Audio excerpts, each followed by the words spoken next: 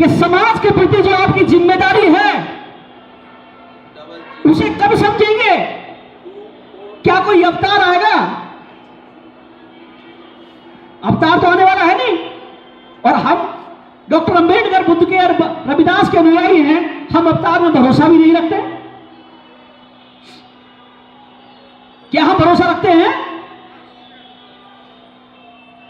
तो मैं ये कहना चाहता हूं कि हम अपने समाज के प्रति ईमानदार कब बनेंगे? हम वो जगात का 2% कब निकालना शुरू करेंगे? जिन लोगों की व्यवस्थाएं ठीक चल रही हैं,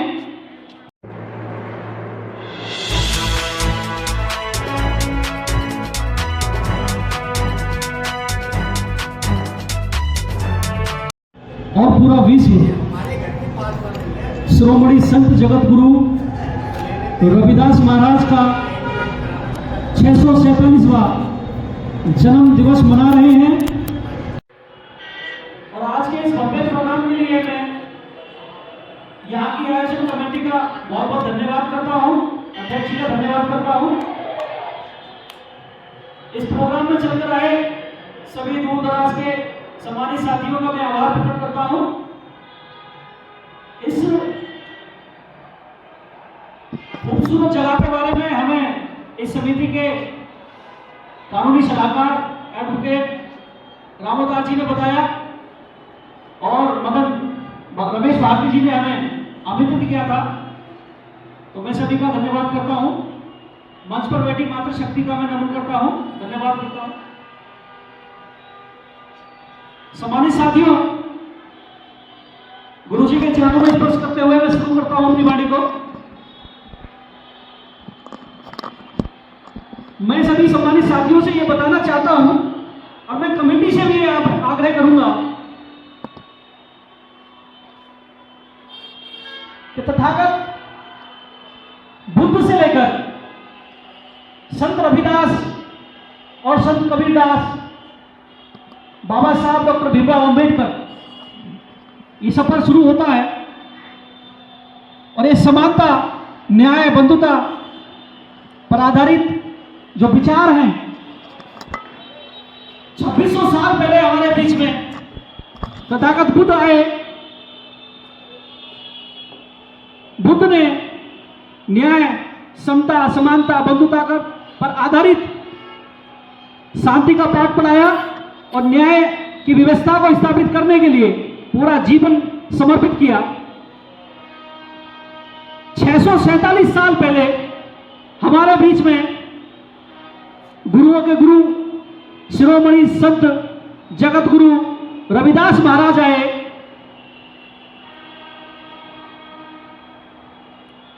मैं अगर ये कहूं कि तथागत बुद्ध का ही रूप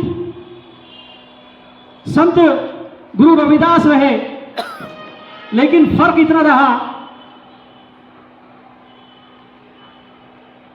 बुद्धा से और रविदास के जो युग है वो बिल्कुल अलग रहे।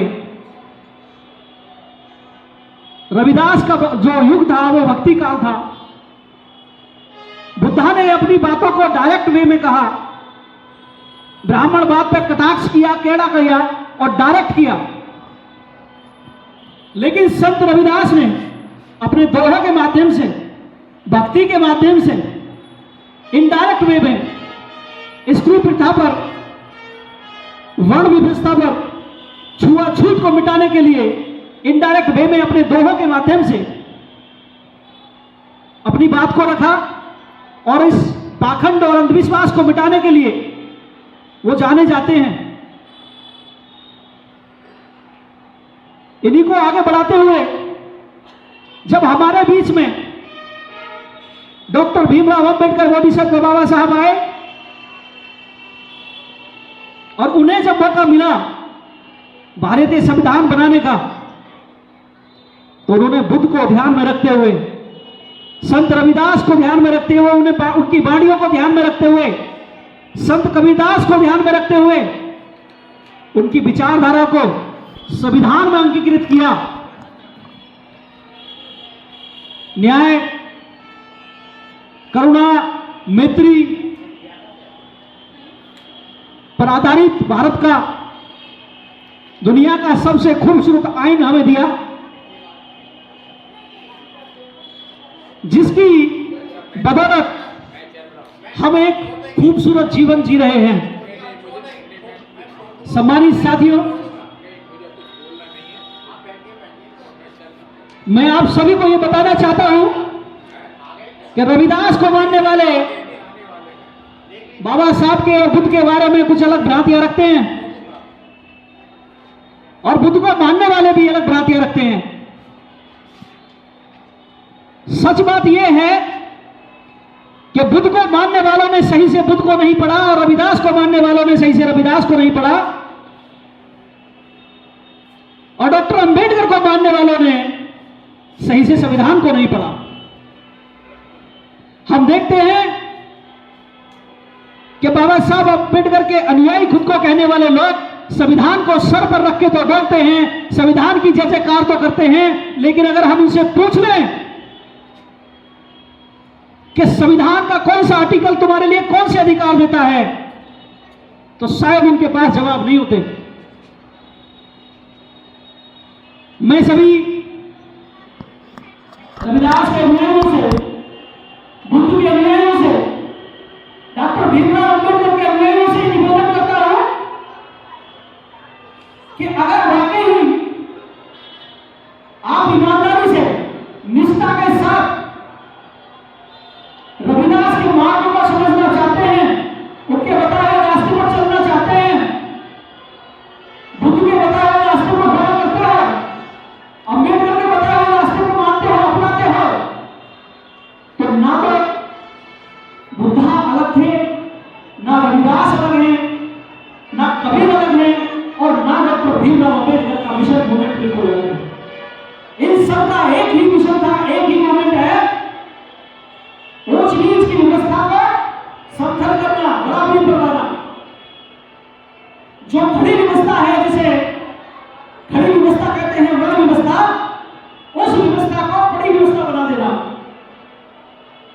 जो खड़ी थी उसे बड़ी बना देना, ताकि सब समान हो जाए, और ऊंच नीच का जो भेदभाव है वो समाप्त हो जाए, वो खत्म हो जाए, ताकि जो अधिकार वंचित समाज है उसे भी अपने अधिकार मिल सके। और जो बड़े बड़े मताधीश बैठे हैं, उन्हें भी मेहनत कर कर खाने का एहसास हो सके कि मेहनत कस किस तरीके से अपनी रोजी रोटी को चलाने के लिए दिनों रात अपनी हड्डियों को लगाता है। सम्मानित साथियों, हम सब आज बड़ी विडंबना है, हम देखते हैं आज मेरा 30वां प्रोग्राम है, हमने मुरादनगर में भी प्रोग्राम अटेंड किया, गाजियाबाद नरूपुर में भी प्रोग्राम है, हमने वहां भी प्रोग्राम अटेंड किया, और अभी 30वां प्रोग्राम हमारा है। हालांकि साहिबाबाद जैसे क्षेत्र में अभी बाबा साहब को अम्बेडकर के अनुयायी और रविदास को मानने वाले लोगों की यहाँ पर भीड़ बहुत कम रहती थी। वो तो बहुत बात थे, उनमें लाखों की संख्या में भीड़ थी। लोग अपने सुख और चैन में इतने खो गए हैं, 10,000 15,000 रुपए की नौकरी में इतना खो गए हैं, उन्हें यही नहीं पता कि मेजोरिटी की पावर क्या होती है, महापुरुषों का दिया हुआ मिशन क्या होता है। सम्मानित साथियों, अधिकार मिलते नहीं है, अधिकार छीने जाते हैं, और हम लोकतंत्र में जी रहे हैं। संत गुरु रविदास भक्ति काल के व्यक्ति थे। उस समय संत होना एक स्वाभिमान का काम था, लेकिन आज जिसके पीछे मेजोरिटी है, जिसके पीछे जनता है, जिस लीडर के पीछे जिसका समाज खड़ा है, ये उसके लिए स्वाभिमान की बात है।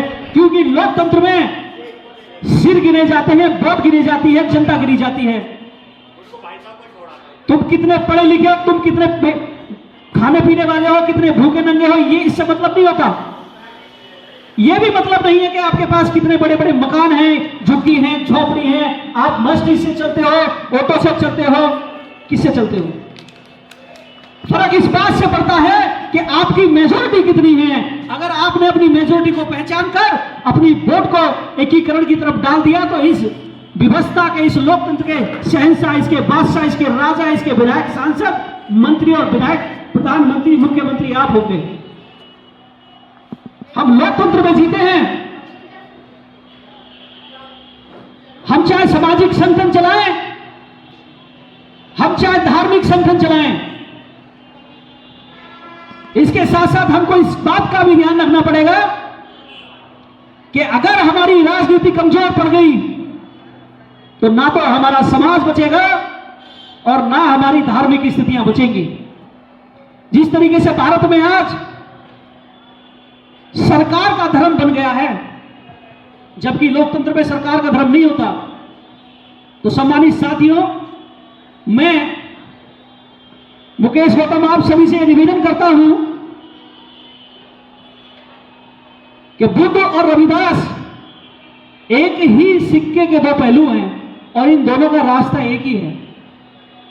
जो डॉक्टर अंबेडकर ने संविधान के रूप में हमें अधिकारों के रूप में दिया है, हम सब मिलकर अगर अपने संविधान को बचा लेंगे तो हम संतों की विचारधारा को बचा लेंगे, हम बुद्ध के रास्ते को बचा लेंगे, हम रविदास को बचा लेंगे, हम अंबेडकर को बचा लेंगे।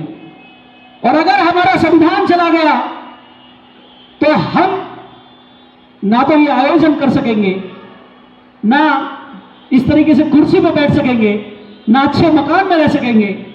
हमारी स्थिति वही दयनीय स्थिति हो जाएगी जो संविधान से पहले हमारी हुआ करती थी।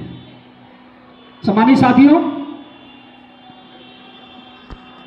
हर व्यवस्था के साथ लोकतंत्र में राजनीतिकरण जुड़ा होता है अध्यक्ष जी,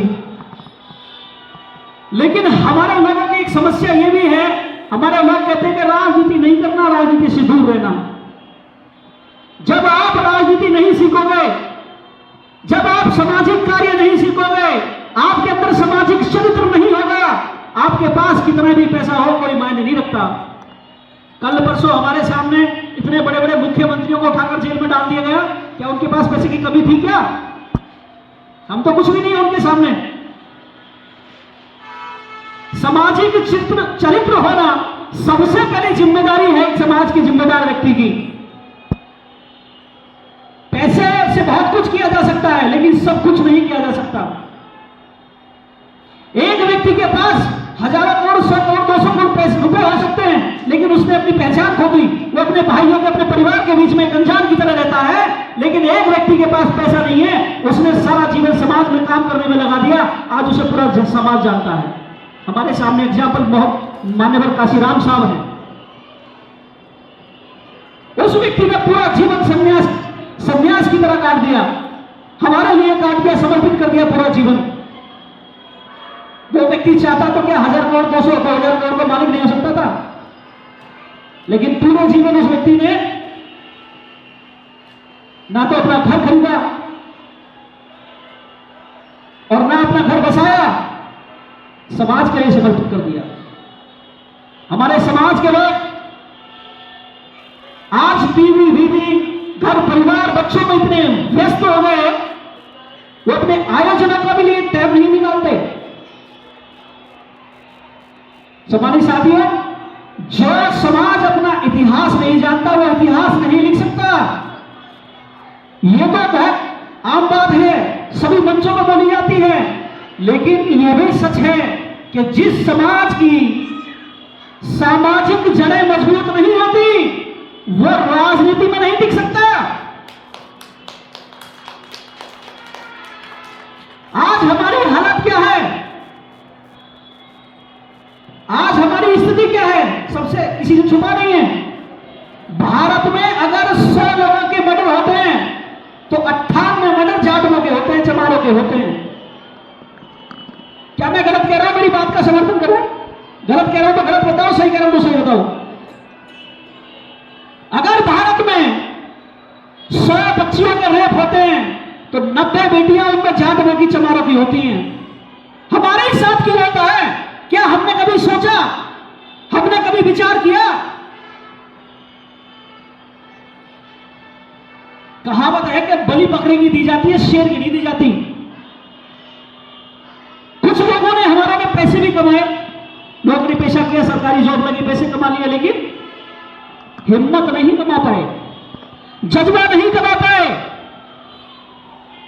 मुंह खुलते ही मुंह पर थप्पड़ मारने की हिम्मत नहीं जुटा पाए। जिस समाज में सहने की आदत पड़ जाती है उस पर अत्याचार होते रहेंगे, और जो समाज मुंह खुलते ही मुंह पर थप्पड़ मारना जानता है उससे समाज, दूसरे समाज अत्याचारी बचकर चलना शुरू कर देते हैं। हमारे लोगों को अपने युवाओं में, अपने बच्चों में ये एटीट्यूड भी डालना होगा, अपनी बेटियों को ये सेल्फ डिफेंस भी सिखाना होगा कि अगर कोई आंख निकाल कर देखता है तो उसकी आंख निकाल लेना, जो होगा बाद में देखेंगे।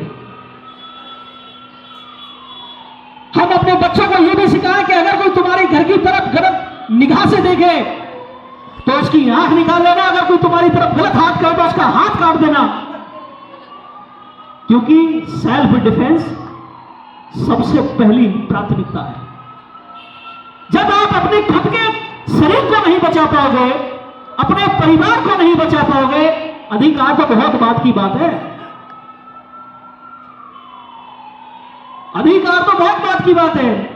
और माफी चाहता हूं, भूखा व्यक्ति अधिकार नहीं पकड़ता, वो रोटी की तरफ भागता है। यही समस्या है कि जिन लोगों को रोटी की व्यवस्था हो गई थी, जिन लोगों के पेट भरने की व्यवस्था बाबा साहब डॉक्टर भीमराव अंबेडकर कर गए थे, जिन लोगों ने सरकारी नौकरियां ली, और जो लोग पीछे छूट गए, वो लोग प्रोडक्टिव सोसाइटी करने से चूक गए, वो लोग बैक टू सोसाइटी करने से चूक गए। वो भूल गए डॉक्टर अंबेडकर के मिशन और मूवमेंट को, वो खुद में ही, अपने परिवार में ही व्यस्त हो गए। सम्मानित साथियों, जिस तरह से मुस्लिम समाज जब उसकी ईद आती है तो वो अपनी पूरी साल की कमाई का 2% ज़कात निकालता है। मेरी बातों से कोई बोर तो नहीं हो रहा? अच्छी जानकारी दे रहे हैं, धन्यवाद। 2 मिनट और लो। जब उनकी ईद आती है तो अपनी साल भर के टर्नओवर का 2% निकालते हैं, वो अपनी मस्जिद, अपने मदरसे को दान करते हैं। इस सभा में बैठा कोई सम्मानित साथी मुझे हाथ उठाकर यह कहेगा कि मुकेश, मैंने 2% निकाला था और मैंने इस संस्था को बच्चों की शिक्षा के लिए दिया। मैं आपको शर्मिंदा नहीं करना चाहता और ना ही मेरा कोई ऐसा मतलब है। मैं सिर्फ यह बताना चाहता हूं कि समाज के प्रति जो आपकी जिम्मेदारी है उसे कब समझेंगे? क्या कोई अवतार आएगा? अवतार तो आने वाला है नहीं। और हम डॉक्टर अंबेडकर, बुद्ध के और रविदास के अनुयायी हैं, हम अवतार में भरोसा भी नहीं रखते। क्या हम भरोसा रखते हैं? तो मैं ये कहना चाहता हूं कि हम अपने समाज के प्रति ईमानदार कब बनेंगे? हम वो ज़कात का 2% कब निकालना शुरू करेंगे? जिन लोगों की व्यवस्थाएं ठीक चल रही हैं वो पे बैक टू सोसाइटी करना कब शुरू करेंगे? कब रविदास के उस दोहे को पूरा करेंगे, ऐसा चाहो राज में जहां मिले सभी को अन्न? आगे तो उस दोहे को पूरा हम कब करेंगे? सम्मानित साथियों, हम एक व्यक्ति, सिर्फ एक व्यक्ति अगर अपनी जिम्मेदारी, अपनी रिस्पॉन्सिबिलिटी को समझाएं तो मुझे लगता है कि उस गांव में जब एक आदमी समझदार हो जाता है तो उसे देखकर कम से कम एक व्यक्ति और बदल जाता है। बड़े बूढ़े कहते हैं खरबूजे को देखकर खरबूजा रंग बदलता है। हजारों सालों से हमारे लोगों को जगाने की, बताने की, समझाने की कोशिश करते करते बुद्धा चले गए, रविदास भी चले गए, कबीरदास भी चले गए, राष्ट्रपिता ज्योतिबा फूले भी चले गए, छत्रपति शिवाजी महाराज भी चले गए, पेरियार वीरामा स्वामी नायकर भी चले गए, डॉक्टर भीमराव अंबेडकर भी चले गए। उनके बाद में जब काशीराम साहब आए, उन्होंने भी समझाया, उनका समझा हुआ थोड़ा सा हमने माना, हम मेजोरिटी में आए और हमने अपनी सरकारें भी बनाई। लेकिन फिर हम सो गए। समाज को चलाना, अधिकारों को प्राप्त करना, झटके से जगना और उसके बाद हजारों सालों तक सो जाना नहीं है। आपकी हमारी जिन लोगों से लड़ाई है वो हजारों सालों से हमारे ऊपर शोषण करते आ रहे हैं। वो इतने चतुर हैं कि उन्होंने रविदास महाराज के मिशन मूवमेंट में भी अंधविश्वास को घूस दिया और हमें पता भी नहीं चल पाया। हो सकता है मेरी बात कुछ लोगों को बड़ी अटपटी लगे। रविदास महाराज के साथ में जिन्होंने पूरी जिंदगी अंधविश्वास और पाखंडवाद का विरोध किया, उनके मिशन और मूवमेंट में ही ब्राह्मणों ने अंधविश्वास और पाखंड घुस दिया, जिसकी वजह से जो बुद्ध को मानने वाले लोग हैं वो अलग हुए, जो अंबेडकर को मानने वाले लोग हैं वो अलग हुए।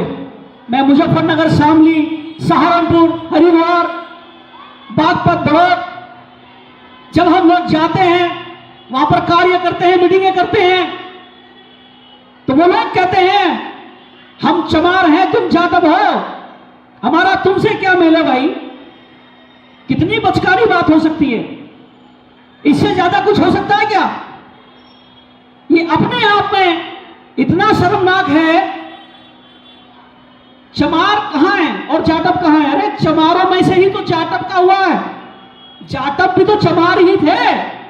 लेकिन 1956 में जब ये नामकरण हुआ तो जिन लोगों ने जाटव को स्वीकार किया वो जाटव हो गए, जिन लोगों ने जाटव शब्द को स्वीकार नहीं किया वो चमार रह गए। लेकिन आज जो रविदास को मानने वाले लोग हैं वो ये कहते हैं डॉक्टर अंबेडकर कौन है भाई? आश्चर्य हुआ मुझे मानकर। मैं मुजफ्फरनगर में हुआ था, मैं मुजफ्फरनगर में था, और जब उन लोगों ने इस तरीके से भाषा इस्तेमाल की कि डॉक्टर अंबेडकर कौन है भाई, और हमारा उनके मंच में क्या काम, यकीन करना पैरों के तले जमीन खिसक गई कि ये लोग किस विचारधारा में काम कर रहे हैं। ये कैसे लोग हैं जिस संविधान की बात करते हैं, जिस संविधान का दिया खा रहे हैं, और जिसने संविधान को बनाया उसको नकारते हैं। अभी आपने देखा होगा कि एक चमार अधिवेशन हुआ था तालकटोरा स्टेडियम में। वो रविदास को मानने वाले लोग, बड़ी शर्म की बात है, वो कैसे कह सकते हैं अपने आप को वो रविदास के अनुयायी हैं। उन्होंने मंच पर डॉक्टर भीमराव अंबेडकर की तस्वीर नहीं लगाई। इस बात पर उस प्रोग्राम में झगड़े भी हुए। रविदास के लिटरेचर को लेकर, बुद्ध के लिटरेचर को लेकर कुछ भ्रांतियां इतिहास में रही हैं, कुछ गलत चीजें रही हैं, जिनकी वजह से आज समाज दोहरे रास्ते पर है। कि जो खुद को चमार कहता है वो डॉक्टर अंबेडकर से बिल्कुल अलग है, वो मानने को तैयार नहीं, वो बुद्ध को मानने को तैयार नहीं। लेकिन बुद्ध के मानने वाले फिर भी रविदास महाराज को स्वीकार करते हैं। डॉक्टर अंबेडकर के अनुयायी रविदास महाराज को स्वीकार करते हैं, कबीरदास को स्वीकार करते हैं, बुद्धा को स्वीकार करते हैं। यहां तक कि बहुजन समाज की समान विचारधारा वाले जितने भी महापुरुष हुए, चाहे वो ललित सिंह यादव हो, पेरियार हो, चाहे वो राष्ट्रपिता ज्योतिबा फूले हो, तमाम महापुरुष रहे, उन सबको स्वीकार करते हैं। तो क्या हमें ऐसा नहीं लगता कि जो दोहरे रास्ते बना दिए गए हैं महापुरुषों को लेकर, इन्हें समाप्त करने का कार्य भी तो अध्यक्ष जी हमें ही करना पड़ेगा। जो गलतियां इतिहास में हुई हैं उन गलतियों को सुधारने का काम भी समाज के जो इतिहासकार हैं, समाज का जो बुद्धिजीवी वर्ग है, संगठन है, सामाजिक हैं और धार्मिक संगठन हैं, ये हमारी सबकी जिम्मेदारी बनती है कि बुद्ध को मानने वाले जिस तरीके से सभी को साथ में लेकर चलते हैं, इसी तरीके से जो रविदास के नाम पर खुद को अलग करने वाले लोग हैं, जो खुद को कट्टर चमार कहते हैं, जबकि रविदास ने खुद कहा है भाई आप अगर उनको अपना गुरु मानते हैं, आदर्श मानते हैं, तो आप उनकी वाणी को भी तो मानो, उनके विचारों को भी तो पढ़ो। अगर मेरे कहे हुए पर आप सिर्फ चल पड़े और मेरी बातों की ऑथेंटिक जांच आपने नहीं की, तो आप कैसे पता करेंगे कि मैं सही बोल रहा हूं या गलत बोल रहा हूं? बुद्धा ने कहा 2500 साल पहले, मैं जो कह रहा हूं वही सत्य है, ऐसा नहीं है। आप अपनी बुद्धि का भी इस्तेमाल करें, मेरी कही हुई बातों को कसौटी पर परखें, अगर सही लगती है तो चले। मैं मार्गदर्शन कर सकता हूं, मार्ग दिखा सकता हूं, लेकिन मैं मुक्तिदाता नहीं हो सकता।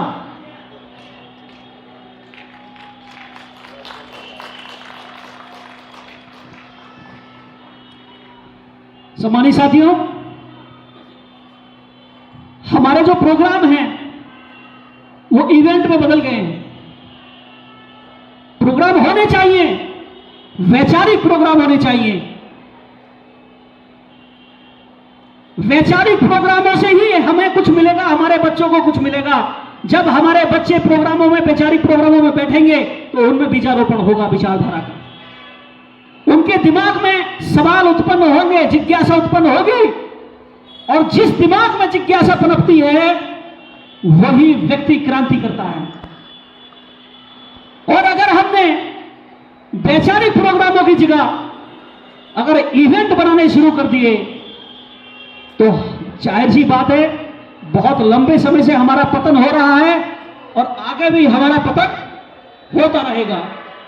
मैं ज्यादा लंबी बात न करते हुए मैं समाप्त करता हूं और मैं पूरे समिति को एक बार धन्यवाद करता हूं कि आपने मुझे बहुत सारा टाइम दिया और आप सभी सम्मानित साथियों ने, प्रांगण में बैठे सभी लोगों ने मुझे ध्यानपूर्वक सुना। आप सभी का बहुत बहुत धन्यवाद। मैं चाहता हूं आप सभी अपने लिए एक बार ताली बजाएं। Thank you. जय भीम।